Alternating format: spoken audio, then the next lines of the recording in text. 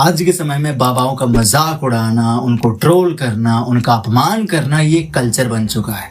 ये समय का एक नया ट्रेंड बन चुका है। आए दिन नए नए लोग आते हैं और किसी भी बाबा का मजाक उड़ा के चले जाते हैं बिना ये सोचे उन्होंने जो बोला है उसमें कितनी सच्चाई है, क्या वो सही थे या वो गलत थे। समय तो ये आ गया है कि कोई बाबा अगर सही बात भी बोलता है तो आज का यूथ उसको भी गलत कंसीडर कर लेता है और फाइनली उनको भी औरों के तरीके से समझ के उनका मजाक उड़ाना शुरू कर देता है। जैसे भी हाल ही में प्रेमानंद बाबा का एक वीडियो सामने आया है, उसमें वो कह रहे हैं कि मैं अजन्मा हूँ, मेरा तो जन्म ही नहीं हुआ, न मेरा जन्म हुआ है और ना ही मेरी मृत्यु होगी। आखिर उन्होंने पूरी बात क्या बोली है, इस चीज को आप खुद ध्यान से समझिए। ये पूछ रहे हैं माता जी आपका जन्म क्यों हुआ है?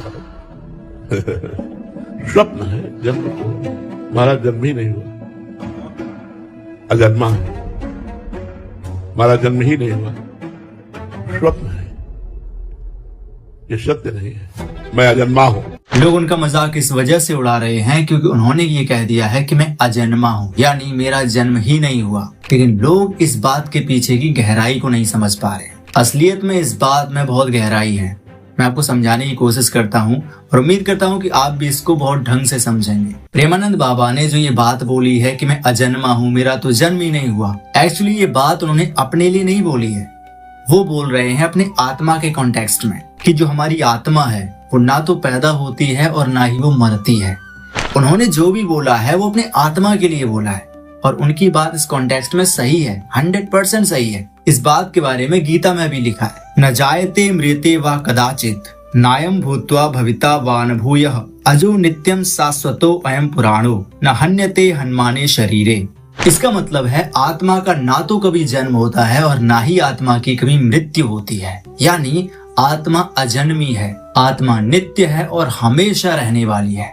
न इसका जन्म होता है ना ही इसका अंत होता है। ये ना कभी पैदा हुई थी ना कभी मरेगी। उन्होंने इस कॉन्टेक्स्ट में बोला है कि मैं अजन्मा हूँ, यानी मेरा जन्म नहीं हुआ है। उन्होंने अपने शरीर की बात नहीं करी है, क्योंकि अगर इस बात को शरीर पर लागू कर दिया जाए तो ये 100% गलत है। क्योंकि शरीर के बारे में भी गीता में एक श्लोक है, वासांसी जीर्णानि यथा विहाय नवानि गृह्णाति नरो अपराणि तथा शरीराणि विहाय जीर्णान अन्यानि संयाति नवानि देहि। यानी कि जैसे कि मनुष्य होता है, मनुष्य नए कपड़े पहनता है तो वो पुराने त्याग देता है, यानी कि पुराने कपड़े छोड़ देता है। सेम उसी प्रकार से आत्मा अपने पुराने शरीर को छोड़कर नए शरीर में प्रवेश करती है। आत्मा नहीं मरती और ना ही आत्मा पैदा होती है, मरता है शरीर और पैदा भी शरीर होता है। इस कॉन्टेक्स्ट में प्रेमानंद बाबा ने बोला था कि मैं अजन्मा हूँ, यानी मेरा आत्मा का जन्म नहीं हुआ है। उन्होंने शरीर की बात नहीं करी है। इसीलिए मैं आपसे कहना चाहता हूँ कि कोई भी बात अगर कोई इंसान कहता है तो उसको बिना समझे किसी का मजाक नहीं उड़ाना चाहिए। देखो, जो चीज सही है वो हमेशा सही रहेगी और जो गलत है वो हमेशा गलत रहेगी। गलत के ऊपर कितना भी अच्छा सच का मुकुट क्यों ना पहना दिया जाए, वो हमेशा गलत रहेगा।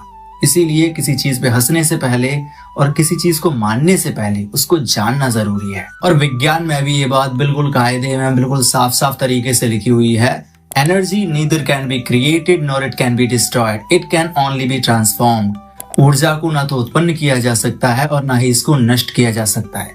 इसको सिर्फ एक रूप से दूसरे रूप में परिवर्तित किया जा सकता है। आप साइंटिफिक तरीके से समझो तो भी ये बात सही है और वेदांतिक तरीके से समझो तो भी ये बात सही है। आत्मा यानी अपनी ऊर्जा, तो ऊर्जा ना तो पैदा होती है और ना ही ये मरती है।